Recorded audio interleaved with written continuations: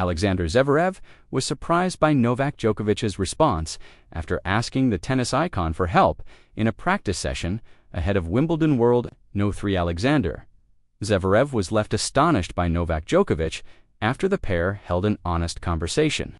Ahead of Wimbledon, Zverev revealed he sought advice from Djokovic after their practice session and couldn't believe how forthcoming the Serb was, considering he will be one of his rivals at SW19, despite being heralded as arguably the greatest tennis player of all time.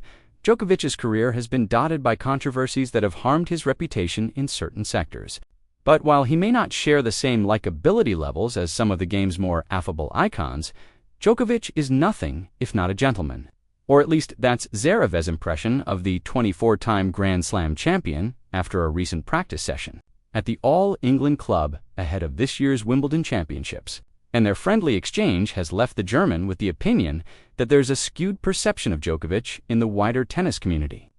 Yesterday, I practiced with him, and I was asking him questions about my service, and I was asking questions about the return and what he was focusing on, he told Tennis 365 at an Adidas event in London. You might think he is 5 or 6 in the world, and I'm number 3 in the world, and we might be competing at Wimbledon at some point. So he might not want to answer my questions, but he is so generous, and he took his time to answer and to give me suggestions. I'm not sure anybody else in the world will do that to a direct competitor of his.